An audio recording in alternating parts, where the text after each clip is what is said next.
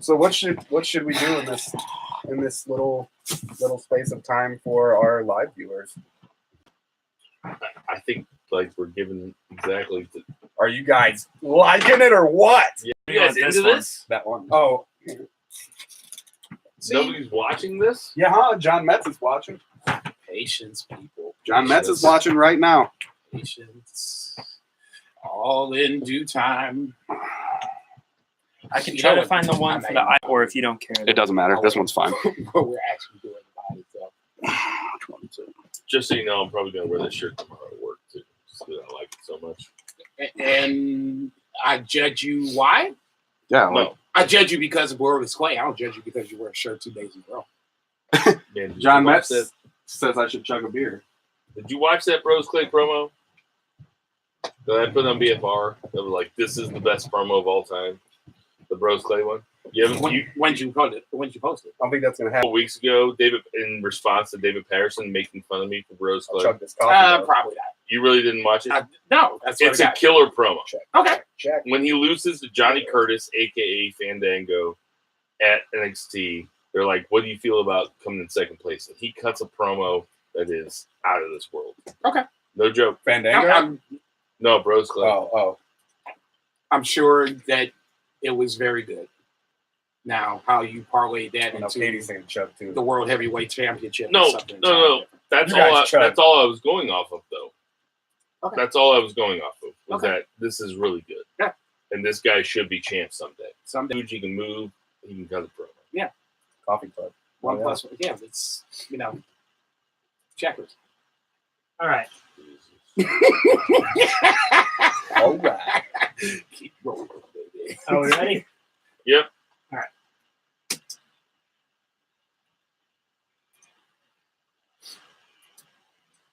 Tonight on the Band from Ringside podcast, we have Roman Reigns' big return, Dave Bautista's big return, and most importantly, Kevin Owens' big return. That and a whole bunch more tonight on the Band from Ringside podcast. I've had that one. Yeah, you've been I've had waiting for in that. the pocket for a while. Ditch that 9 to 5. It's time to feel alive. Hello, Marks, and welcome to the Band from Ringside podcast. As always, I'm your host, Bill Vagey, a.k.a. Jobbert Kraft. And to my right, not as always, we have Murray, the Murray Man Murray. What's going on, Murray? I'm great. And he's having a heart attack. Yeah, I know. Well, he's old. That's all right. A lot. I'm doing great, but you know what's even greater than feeling great? Yes. We're live on social media right now. Live on social media. Tell the people what we're live on. We're live on Facebook, Yep. Band from Ringside Podcast, YouTube, Band from Ringside Podcast, Twitter and Instagram, BFR Pod. Now, this podcast is not live, but what Murray's trying to tell you is that next week, on Thursday night at 6 o'clock, you can find us live on those very we're live right now, venues. too. Well, we are live. You'll actually get to listen to the podcast later Yes. with just the podcast. But right now, we're live on all our social media. And to his right, we have Jason Cornelius Bell. What's going on, JCB? Man. Good one, buddy. So that was to pull down the good book of the Band from Ringside podcast, volume 97, chapter 3, verse 14 of the Good Smart Saith, hashtag do the heels. It is all good, baby. Shout out to my girl, Becky Balboa. I love you. Thanks for sticking with your boy this week. I'm in a good mood, man. I'm in a good spot. Your boy's happy. Lots of wrestling to talk about. We're coming at you from the icy, cold St. Louis, Missouri in Shock City Studios, the exquisite Shock City Studios. We got Sam the Muller Mall turning the knob tonight. Mr. Perfect's in the house. There is a ton of stuff to talk about tonight. I didn't watch all the WWE programming, and Jason's been shitting on it for the last year and a half. So it's kind of funny that I wasn't able to watch it live. And Jason said to me tonight when I said, I wasn't able to watch it live, he said, "Man, you missed some good shows." So that tells you that we have some stuff to talk about before we get too far into it. We miss you, Two Beer Zach. Two Beer Zach is in Iceland right now on vacation with his friends and loved ones and his wife. And we wish him the best. When you listen to this, Zach, it's it's so nice that I'm going to get a little bit more time to talk on the mic tonight without Bullshit. having you here. Tell Bjork I said what's up. No, I was being serious. It's nicer to be able to talk a little bit more with one less I haven't person left here. the room. You know that. No. Before we get too far into it, we got to talk about that day one-ish sponsor, that Soul Taco, that Korean Mexican fusion food that you never knew that you needed, but once you have it, you only need it more. They got the best spicy pork burritos, steak burritos, chicken tacos, everything that you want. They got those kimchi fries, which are fire. They got places in the UC Duluth, 2 food trucks driving around St. Louis, Missouri, place in Champaign, Illinois, 2 places in Chicago, Illinois, Chesterfield, Missouri, Columbia, Missouri. Go get yourself some Soul Taco, guys. It is the best. Tell them the band from Ringside sent you.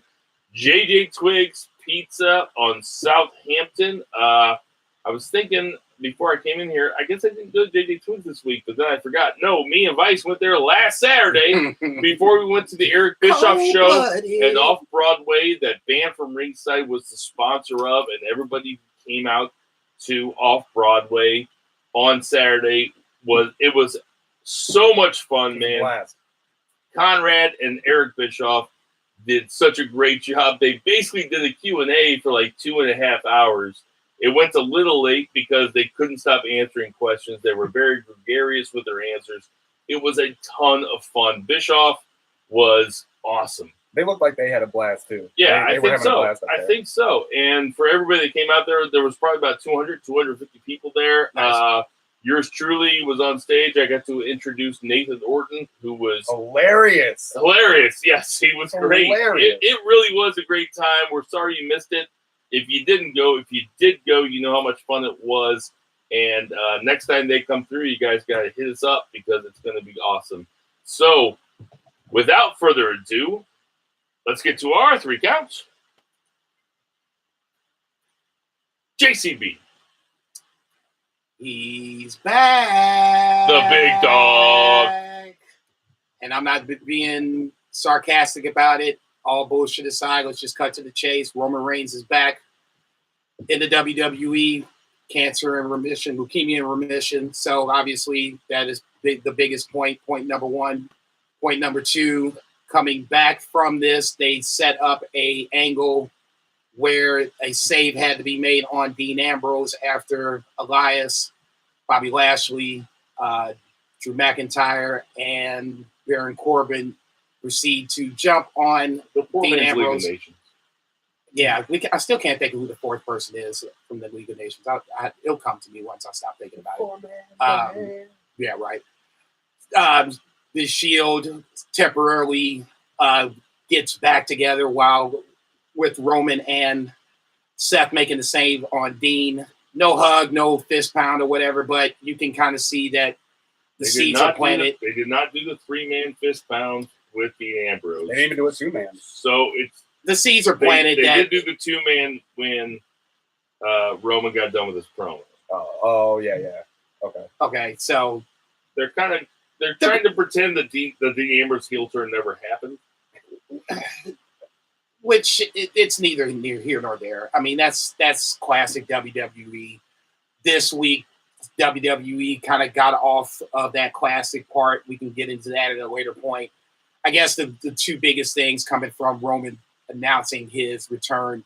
Number 1, obviously, his health being where it is. He looked a little thin, but he still looked Thank God good he's to go. healthy. Yeah, He I did mean, look healthy. And WWE goes remission. on without Roman Reigns. It's better with Roman Reigns in it, whether you like him or not. Roman Reigns with the WWE makes it a better product. So now that he's back, where do we go from here? Baron Corbin is an obvious choice because Baron Corbin ran him down after the fact of him relinquishing the title. Easy transition there. You can go Drew McIntyre if you want to.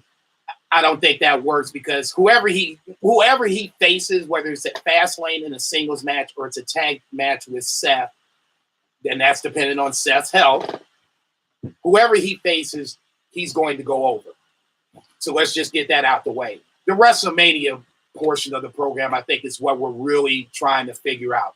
Is he going to go in and say, hey, Seth, I dropped the belt. I gave you the chance. When you drop the belt, now you need to give me that same chance. Are they going to set up number one contenders match? Is this going to be a triple threat? Nobody deserves a number one contendership more than the guy who dropped the belt due to an injury. And when I say injury, excuse me. When I say injury, I'm talking about cancer. He dropped it due to cancer, and when he comes back in remission, he should get another number one contendership shot, right? So how long does it take? I think we're talking about Extreme Rules after WrestleMania. Is when the first pay-per-view back. That's my guess, but Okay. There's a lot of stuff to come before that. We have 6 weeks left of WrestleMania. What do you think, Murray? I like it. I personally want to see him, and I don't know how they exactly would do it, and I mentioned it on Twitter earlier. Like, I want to see him be hamming this up with the crowd because they love him so much. The crowd was crazy when he showed up. Crazy. More than they've ever been for him, ever, even when they liked him. I want him to flip it on at Mania or wherever along the way. And no, you can't. You're not allowed to just start. Now you love me because I got sick. Becco. No. And then he actually would get natural heat instead of just being Nickelback of pro wrestling. So you want him to turn heel? I absolutely wanted to flip it. Otherwise, Who's he turning heel on? The Shield or Seth. I mean, Dean, Dean's whatever. gone. Yeah. Dean's gone in April. Yeah, right? exactly. So it would be Seth at this point, and that'll lead to wherever, but it would start with Seth. And that would, with the championship thing going to Mania with Seth, if Seth wins or loses, I mean, maybe Roman Reigns keeps him from winning the title at Mania. So we put it up earlier on BFR Pod, at BFR Pod on Twitter. What's the most likely scenario for Roman at WrestleMania? Is it he helps Seth win the belt, he turns on Seth, he has a totally different match, or it's a triple threat at WrestleMania? And there's still a bunch of hours to go. Follow us on BFR at BFR Pod on Instagram and Twitter. But it seems to be pretty even between he helps Seth win the title or he fights a completely different match. I voted completely different match, but then I commented with I hope he turns heel.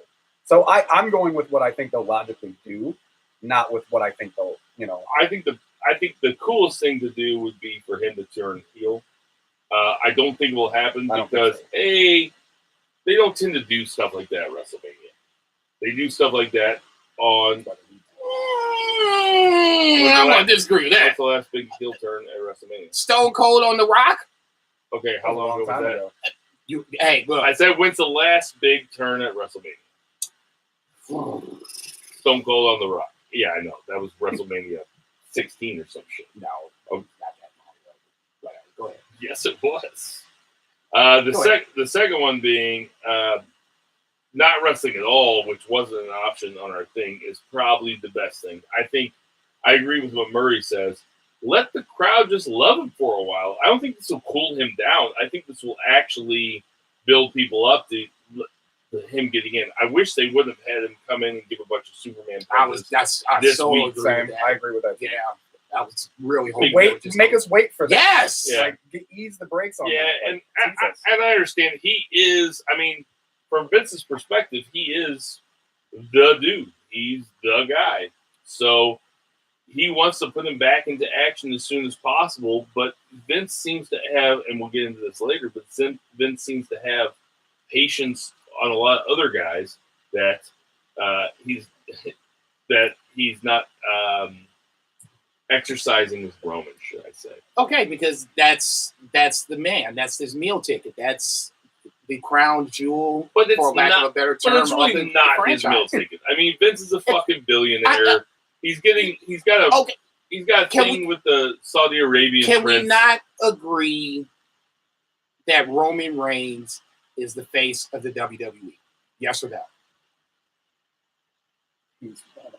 No, he is the face. No, if you had to pick one face, he's the face of the WWE. Okay, yes. now that said, it's not John Cena anymore. It's Roman Reigns. Yes. Now that said, you can't necessarily blame Vince for really getting a little too excited for getting Roman Reigns back into the mix. No, I agree. Okay, you're already on this wave of emotion, so we can ride it for a little bit. The booking, like I always say, is going to be crucial here because you can't go too far too fast. Have a match at Fastlane. I would like to think it would be a tag team match, ease Roman back into the spot, and then if you want to do a WrestleMania match, have your separate WrestleMania match. If Seth is going to go over, and this is still an if, because now Roman Reigns is back, all bets are off. They really are. Yeah. If Seth is supposed to go over, in my opinion, the way I would book it is Seth does it solo. Roman Reigns ain't anywhere near this picture. Because if Roman Reigns is near this picture, people are going to say that Seth got over because Roman Reigns was there. If you want to do it the right way and do it that way, fine. Roman Reigns is gone. If you put him in a triple threat, that's where I think you might start getting backlash. Because those who don't like Roman Reigns will have the same argument that those that don't like Charlotte have. Now you shoehorn him in. Unless he wins a match. Unless Seth pins Roman. And that's not in the triple threat match. And keeps. They could. I don't think they're going to do that. I don't think they're going to do that again. I don't think they would. Not, but I mean, if you went in as a straight triple threat match instead of having somebody cashing in, which for my money is still Seth cashing in during the Roman and Brock match. Still to this day, it's my favorite WrestleMania moment of all time. I don't have a problem with that. No problem with that. It was an epic fucking cash. It would be fun to have Seth pin Roman again. It would be. It would establish some much needed dominance for him again. But you know that's not what they do. But they're going to push Roman also anyway. a ready-made storyline, and then nobody has to pin Brock, and you can bring Brock back at any time. You know, like I'm not one of these people that wants Brock to retire. I want Brock to be around forever, and I want Brock to stay very strong. We're getting way ahead of ourselves here. True, we got so many weeks left.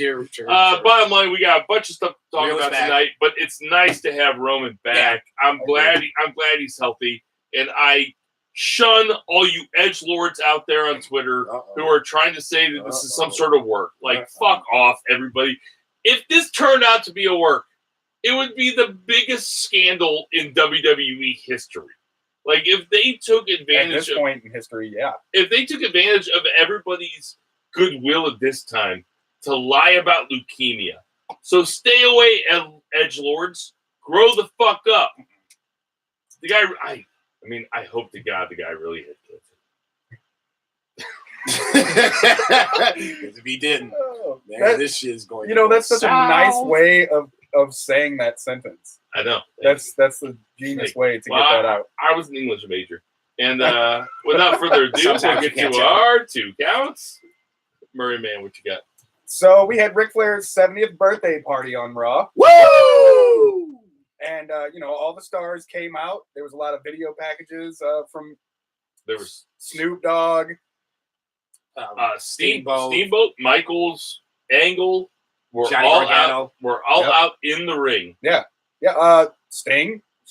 Oh, yeah. Your favorite? Yes. Steve Borden. And he's still alive. Sting sat there for a second at the top of the entrance and messed with Bobby Roode there for an extra long time. He also talked to No Way Jose for a little bit. And didn't look at Seth Rollins once. Well, so, I think that Sting and Bobby Roode are probably buddies back from TNA. Oh, of course. That's what I figured it was. Sure, so anyway, the party, and then throughout the night, they were peppering in this whole, 70th birthday celebration, and everything's going good. We're all kind of sitting pretty, waiting for the man to come out, and all of a sudden... Which man are we talking about? We're talking about Ric Flair. I was waiting for the other man to come out. Well, okay, so good point. So I think most people, myself, I was hoping they wouldn't do it. No, I totally was expecting Becky Lynch to come out. But I figured... How she broke out of the Atlanta jail is something that's she beat up the guards and broke the bars and everything and was going to come out and beat up Ric Flair.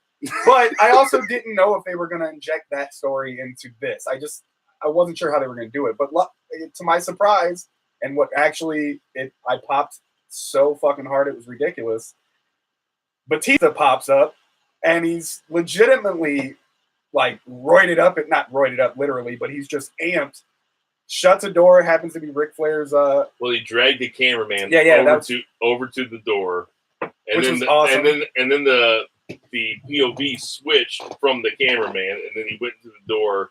You heard some loud bangs, and then he dragged Flair out. And it was actually a great. They cut that segment really well at the end. I thought so. I thought so too. And he's yelling at Triple H, "Do I have your attention now?" Ah! Or whatever it is, that like really out of nowhere, like screaming, and then everybody comes and checks out Ric Flair, and that was kind of it, and it was probably one of the best endings of Raw in years, in my opinion.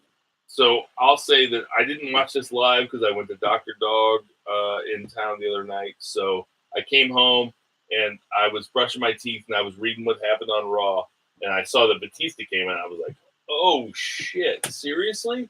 Because that's such a swerve, and that's such a, and like I said, I wasn't watching it live, but I confirmed it with Jason that Jason felt swerve. You said you felt swerve. I definitely did. Because everybody thought that this was going to be a Becky Lynch thing. In fact, I don't even think Charlotte mentioned it.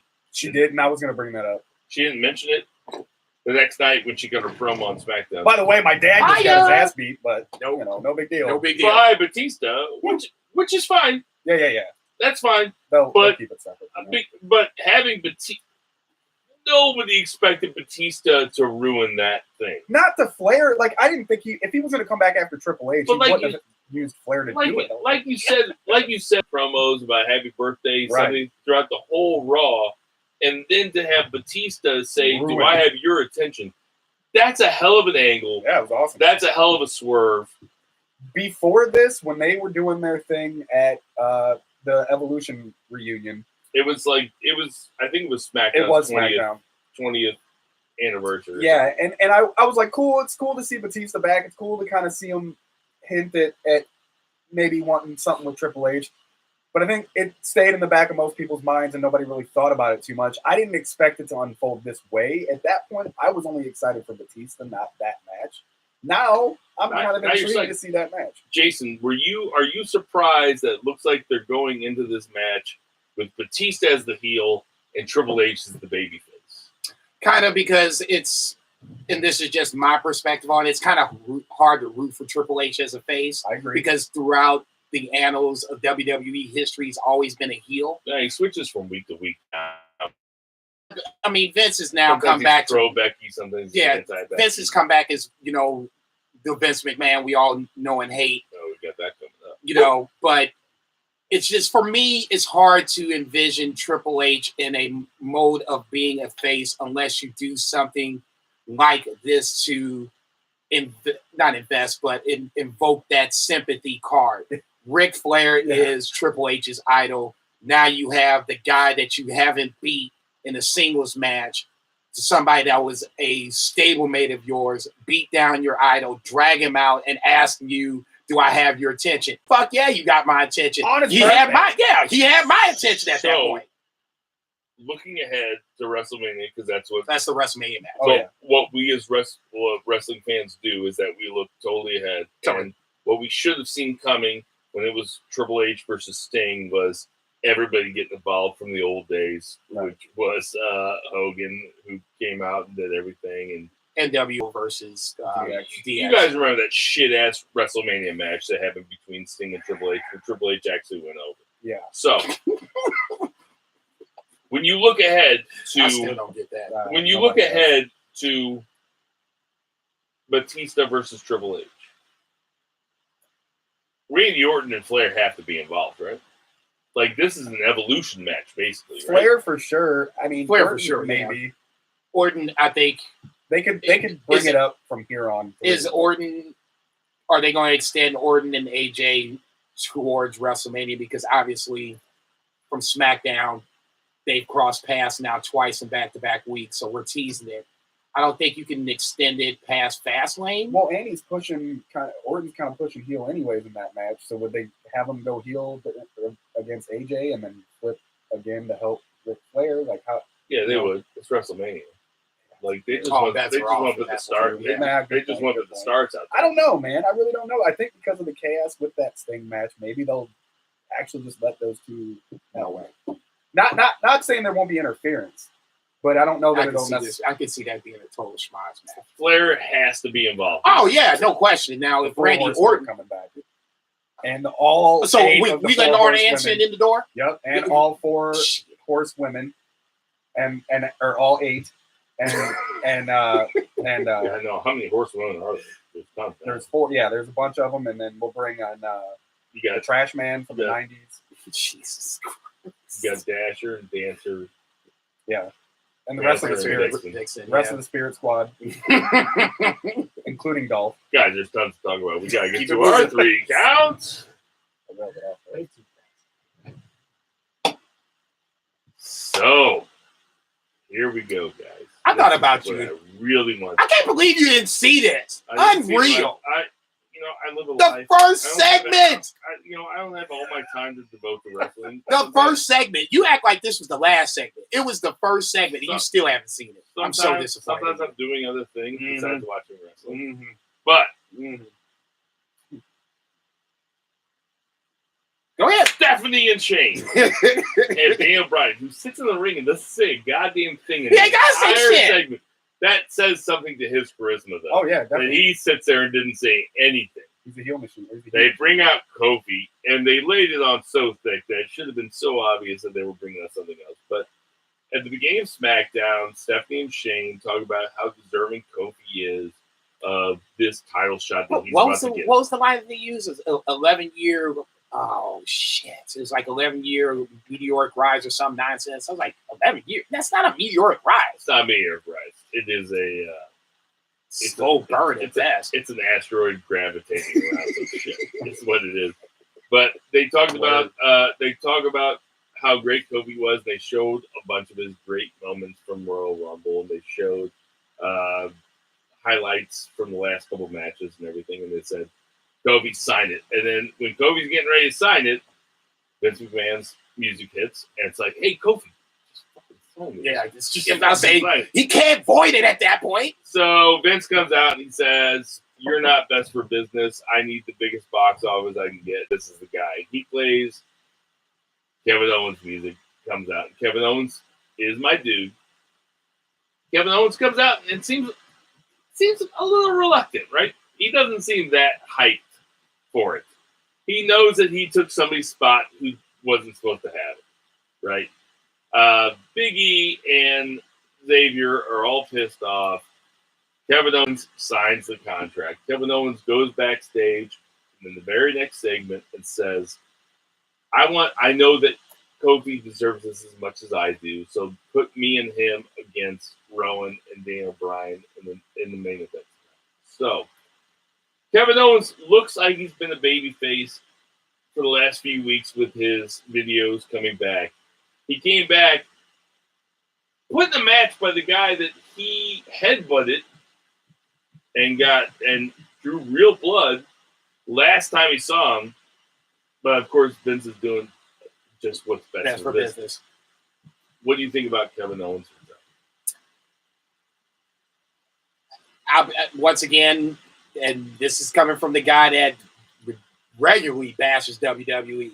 I didn't see it coming, and that's the best type of swerve. Kevin Owens, I didn't expect to see coming at least more towards WrestleMania. Now, that being said, I mean, we're on the road to WrestleMania. I mean, we're 6 weeks away. okay, but yeah, I'll say, but this is double knee surgery, and I would like to think, yeah, that was a nice little segue.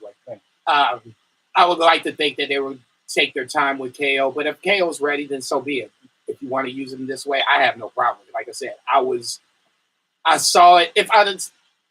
Even though I saw the spoiler, I was still kind of like, man, damn, this is the first segment. I expected to be towards the end. So I'm like, damn, this is the way this shit's starting off. So, okay, you bring KO in. So you basically go back to what I said last week, how we getting ready to fuck Kofi because Kofi's the black guy. Vince doesn't like black guys in this starting spot. So, yeah, I had to chuckle. I'm not going to lie. I had to chuckle. But then I stopped to think about it. Okay, this is going to work out for Kofi because Kofi is going to be in WrestleMania wrestling whoever wins this match, no matter what. It might be a triple threat. It might be a triple threat. It's not going to be him versus Kevin Owens one-on-one. No. So it's either going to be Daniel Bryan or somehow they're going to screw it. As much as I love Kevin Owens, it's got to be Kofi versus Daniel Bryan. It has to be. I mean, a in a triple threat. one-on-one match. You and already Kofi's got gotta one go triple over. threat, and I know you love the triple threat matches. Wink, wink. No. You guys always say I love the triple threat matches. They're not actually what I love. That's something you guys put I said on me. wink. Okay, man. Damn. It's All going right. to be Kofi versus should be Daniel Kofi Bryan. versus And Daniel Kofi's Bryan. going over at WrestleMania, and that might We'll be the see. open. It might We'll be the see. opening match. It seems like an opening match to me at WrestleMania. Okay. I mean, it's. I'm not saying it hasn't happened Just as a before. feel, because they like. This is going to be probably the second big. If they pull this off, Becky Lynch winning is going to be easily the biggest pop. The second biggest pop should be Kofi. They like doing WrestleMania matches. The first match of WrestleMania always seems to be the biggest feel-good match. I agree, actually. Like when AJ Styles beat Shane McMahon, when Zack Ryder won in that 7-man ladder match or whatever. That's what they like. Turned white from that, by the way. That's what? You don't remember that? Never mind. We'll talk. No, that's how they like to kick WrestleMania off, right? Right. Go ahead. I always love seeing Kevin Owens. I didn't know he was my favorite till he just was one day. It was one of those types of things. Like he's that totally untraditional type of guy that I didn't think I'd love, but I do. But he also kind of, so I was a little taken back by the whole how face he was being that whole night. He was being super face. And that, I don't trust him as a character. But that's the goal. That's the goal about exactly. it. That's the goal about That's it. what I'm saying. So I'm sitting back like, okay, no, I'm gonna love this. Yeah, you're waiting for him to put the knife in the back. He's kind of like Jericho, their team aside, in the sense that he's sneaky. He's always doing whatever he needs to do or wants to do, and he'll play whatever part he has to get there. And that's part of the character, not just him as a person. So I love the comeback, and I'm fishy that bad things are going to happen. I wish that I would have seen it live, but seeing it not live, it was so good. It's it was still good. So well done. I'll say this, and then we can go to the odds and ends. I'm gonna put you on blast for 30 seconds. For the guy that hates New Day and now likes this angle, it's kind of. No. Go ahead. Fuck off. Here we go. What you mean, fuck off? No, what I hate about New Day is the goofiness and the non-seriousness about it. Okay. What I've always said is I wish they could get I wish they could have something behind them that made them act serious, that made them act angry. And when Kevin Owens came out, Big E, like my boy Vice texted me, looked like his veins were about to pop out of his arm. Xavier Woods was upset, and Kofi legitimately, as an actor, looked sad. So that's something serious that they get behind. That I don't hate New Day. I don't hate the wrestlers. I don't hate the gimmick. What I hate is how. Oh no, you hate the gimmick. You hate the gimmick. Because the gimmick. But that's the gimmick. Pancake olive branch that they gave out last week. But that's the gimmick. That's the gimmick. No, that wasn't awesome. That was awesome. Stupid.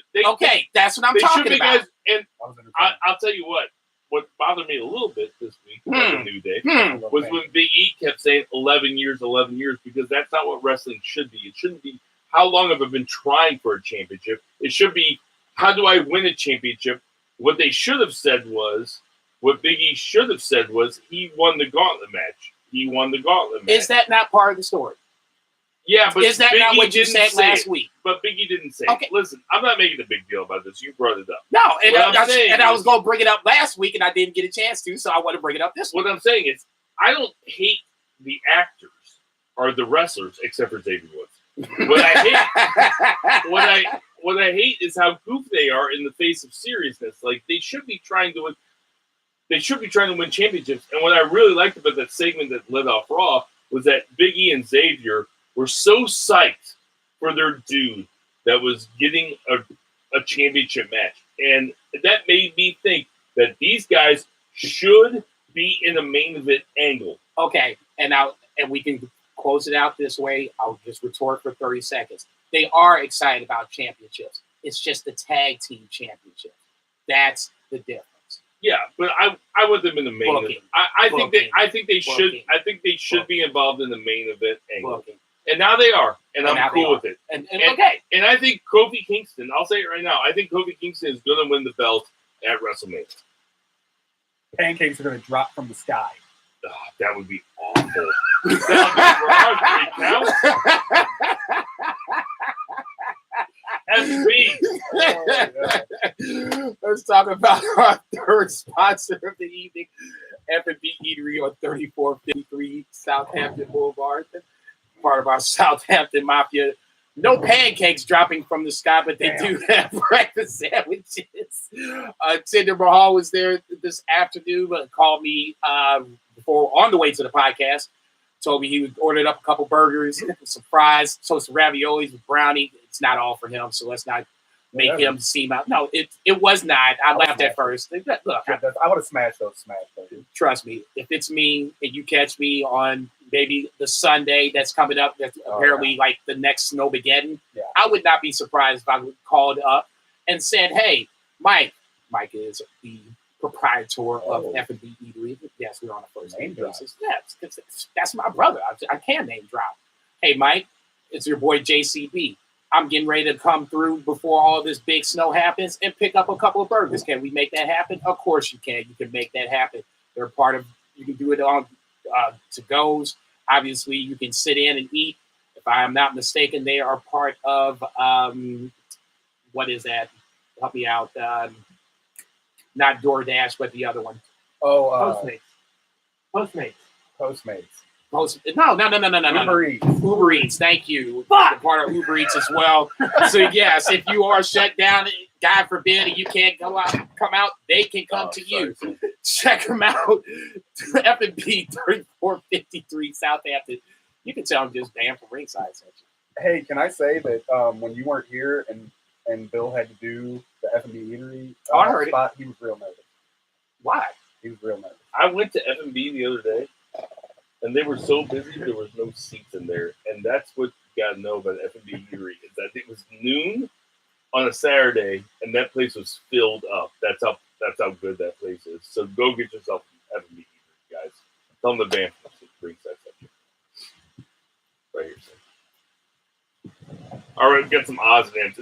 I feel like it's been a long time since we had enough time to do some odds and ends, and right now we probably only have about 15 minutes. Plenty of time. Yeah, Sam gets plenty of time, or at least 15 So, minutes. Ronda Rousey laid down her belt in front of Stephanie. Let's do a tournament, baby! In a pretty good angle. Let's do a tournament. That would be. Becky came out and got mad. I don't want a tournament. Come on. Ronda's going to keep it. The only... you know what? Everybody hates Ronda's promos, and I hate Ronda's promos too. I was getting ready to say. But I figured out what's wrong with him, though. What's wrong with him? She talks too fast. And too much. She gets too nervous. It's like the way I was the other night. No, I agree. In front of the Eric Bischoff crowd. It's like I felt like I talked too fast. You did way better than Ronda. So thank you. Way better. Okay, but that's... But... Go ahead. I agree, though. She does get kind of caught up in the moment while she's talking, and so she starts you have to enunciate. And she ends okay, but that whole long-ass process between the beginning and the end of her promos is just pointless. Just say a few things and be done with it. Because her tweets are super short, sweet, and to the point, and they're kind of corny, but she's still in a good attack mode, and if she could just apply that to the microphone, I challenge any one of us to try to cut a promo in front of 10,000 people. I'll do it. Anybody. I'll do it. Call him up, Sam. Okay. There you go. What we go? Schaefer Center? Yes, sir. Okay, let's load it up. So I had this great idea. F&B Eatery on a Saturday. I had this great idea the other day that while watching Finn Balor versus Leo Rush, that they should do some sort of King of the Ring thing with main event stars, but in front of the Full Sail crowd. And that's how you would do King of the Ring. So you could have like Finn Balor versus Leo Rush and let them guys just burn the house down for like 20, 25 minutes in front of the Full Sail crowd. Because the Full Sail crowd will give both of those guys everything they have. You know what I mean? Yeah, but they freaked me out on that. I guess they were brutal at the beginning. I mean, they dogged the shit out of Johnny Gargano, but that's why I like Full Sail. Okay, I mean, just savage and nobody is safe. Yeah. Anyway. I get the idea. I like the idea. Oh, I just I like it. I guess the biggest question is who's going to be in this King of the Ring tournament. Finn Balor just seems too high to me. Leo Rush. You don't think you can name 8 guys? That can I'm not saying no. I'm just saying no. I'm not saying that. I'm just saying that you can. There's a bunch of guys in this locker room that they don't even use. Mojo Riley's one of the first guys that's just even popping up in my head because I'm closing my eyes and I see Mojo Riley. I haven't seen him in 2 weeks since he talked in the mirror. So, I mean, yeah, you can use guys of his ilk to build them up and then have them to be the King of the Ring. You always use him as a guy that okay, man, look, then Apollo Crews. How about that? Apollo Crews. Okay. He would be a great. I think Mojo Rawley's a great one. Okay, that's what I'm saying. It depends on who you're. So we're 4 guys there. Okay. Finn Balor, Finn Balor is the Intercontinental Champion. He's past the King of the Ring. The King of the Ring is a step, and it's a stepping stone on the way up. What you've done outside of WWE doesn't matter. It's never happened. No, yeah, it does. Yeah, it does. Yeah, it does. Booker King, one King of the Ring. Booker King. Get that on a clip. I was mixing up Booker T. Washington. No, you are caught. You are caught. Sorry, guys. I'm a racist. Oh my God! This was going south. Booker T. won. He won King of the Ring. Booker T. won King of the Ring after he had already been champion plenty of times. So if you're saying that Finn Balor is too big for a King of the Ring tournament, I don't think you understand. He's been the Universal Champion. He's been the Intercontinental Champion. He is too big for this spot. Period. Give me you're totally missing the point. This is completely Jason. The point is to get somebody over that is not supposed to be getting over. I shouldn't say supposed to be getting over. That needs help to get over. Let me look up King of the Ring champions. By all means, knock yourself out. That doesn't matter. Let me look at it. The point is to use this as a springboard to go to the next level. I think you're thinking the European champion, bro. Is that not the same thing? It's a mid-card status at best. Let's not act like Vince has not already said, no, by all means, I could talk about this all night long. Let's not act like Vince hasn't already said that what you've done outside the WWE doesn't matter. Everybody that can even agree with Vince says this. That's why the knock against Finn Balor's running around. Shinsuke Nakamura, anybody that's New Japan ill, or this guy is, or he can't do what the WWE, he didn't do what WWE does, blah, blah, blah. So all I'm saying is it's the same damn thing. Apply the aspect of this is a really long Wikipedia page. Well, shit, hurry up, motherfucker. All I'm saying is let's not act like the King of the Ring is big as the Universal title, as the WWE title. It's the springboard to something else. I'm surprised you don't get that above all people. It's about building new stars. And Stone Cold is a King of the Ring winner. And what happened? You springboard him until he became Stone Cold Steve Austin. He caused Austin 316 at King of the Ring. It's the springboard. Don't act like it's like the New Japan Cup that's getting ready to come up. That's going to be a shot for the championship. Okay. All I was saying, man, it would be nice to have like an 8-person tournament at Full Sail with some main event people. That'd be a way to get a bunch of guys over. Give me those 8 guys. It'd also be a fun way to watch Leo Rush. The reason I brought this up is to be a fun way to watch Finn Balor versus Leo Rush do like 25 minutes. Because that was actually that was a pretty exciting match. It was just super fun. They're awesome. Yeah, but the problem is you could probably go on YouTube and find something. Oh, well, Well, there ain't no problem, Jason. There's not always a problem with something. Like you can just say look that. At him getting mad. You can just say that. Shut the King of the Ring shit down. He couldn't find what he wanted, and now he's mad. He mad, boss. Yeah, he mad, boss. He mad, boss. He mad, boss. Don't be mad because I'm right. It happens a lot. You know what? If I was you, I hate me too. You know what's interesting? Started it. What's similar about what you're saying though is that apparently the women's tag team championships are going to be 3 brands.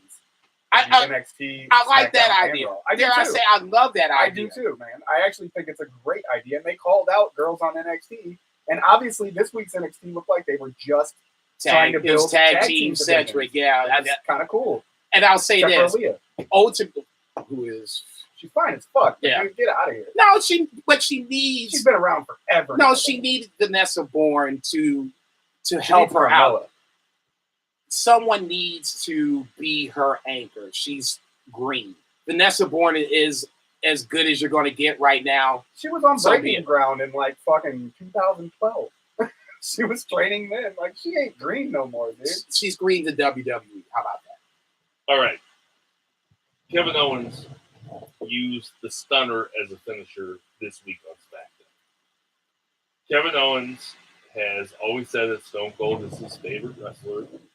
There's a famous story about Kevin Owens meeting Steve Austin in an airport, and Steve Austin said, "Whatever you do, just keep talking all the time. Just keep talking."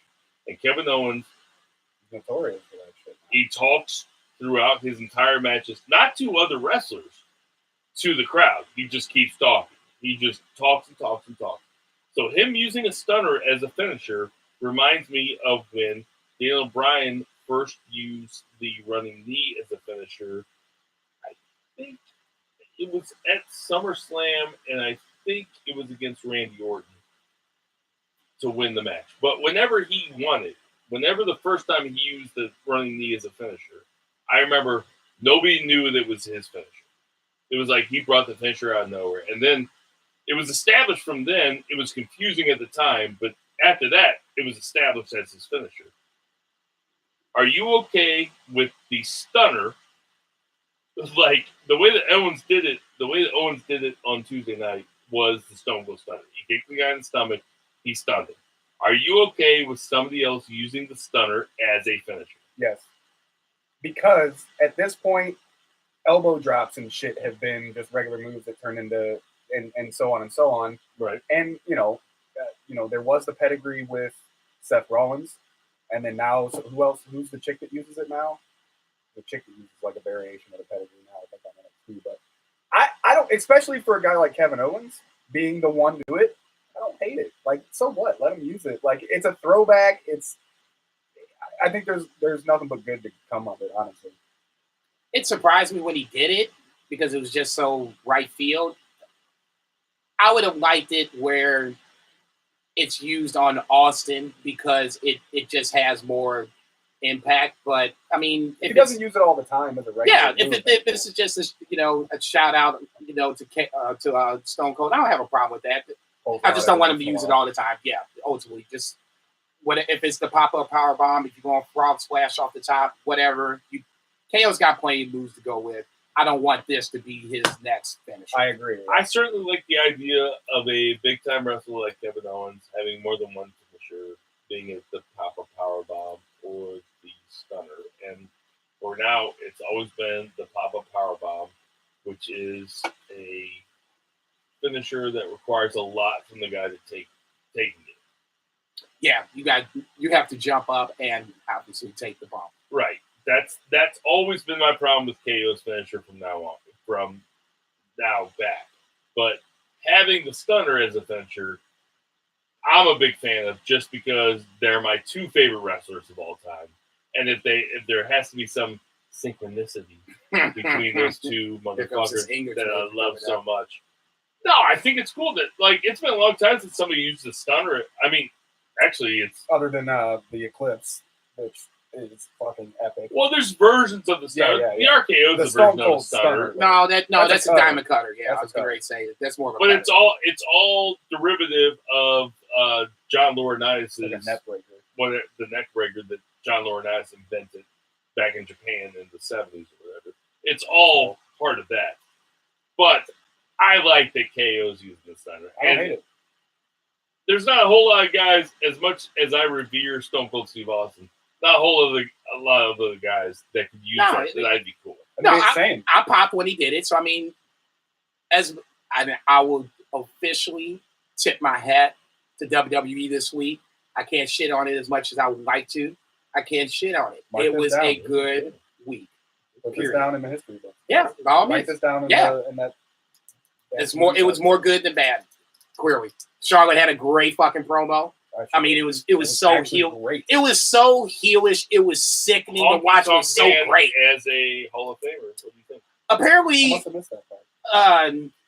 he turned it down in 2013 because I tweeted that and my tweet was basically that I'm surprised this didn't happen earlier. This should have happened earlier.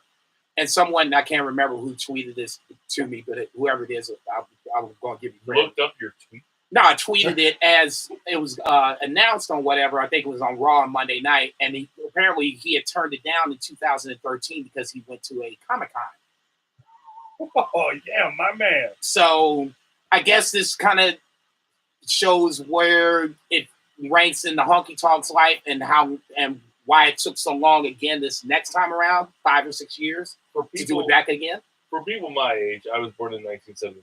For people my age, when I talk to people that don't watch wrestling anymore, and they're like, "Hey, you do a wrestling podcast," they're like, the second name out of their mouth, maybe the third name out of their mouth, it's usually Hulk Hogan, Macho Man Randy Savage, the Honky Tonk Man.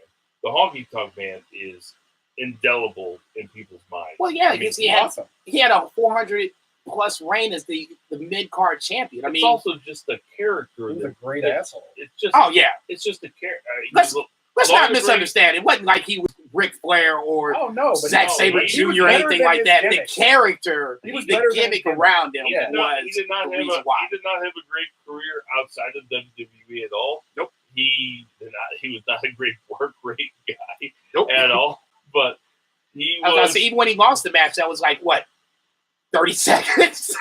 But like I mean, it was a character that was indelible in people's minds, and as somebody who believes that the WWE Hall of Fame means nothing, he deserved it. Yeah, No, for sure. no, just for the fact of holding a championship for that long, modern day, it's an accomplishment to itself. You know why? You know why he probably turned it down all those years ago?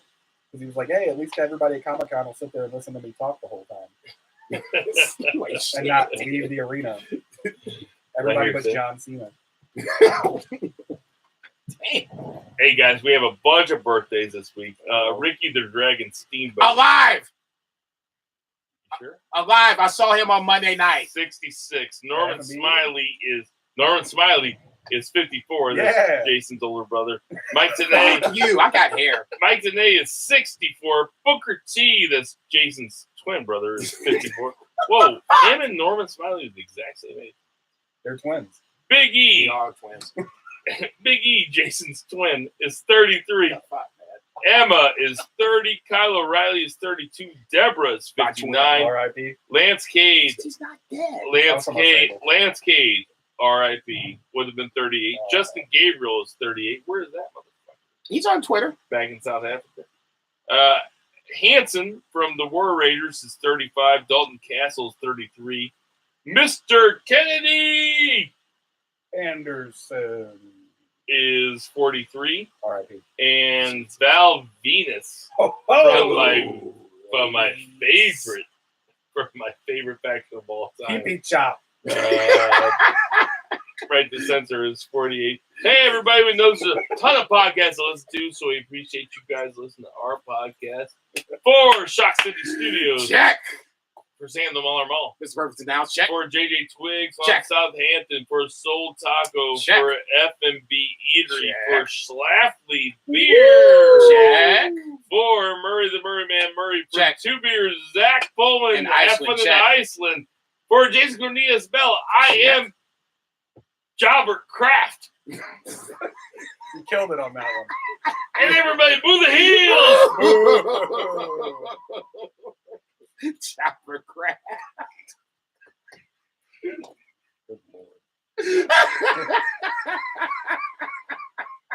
That's the best one yet. I'm sorry. You know, he's been saying that one to me for like 6 months. Dude! I haven't been I don't using read That's a slow burn, ladies and gentlemen. Let this man book the territory. Oh,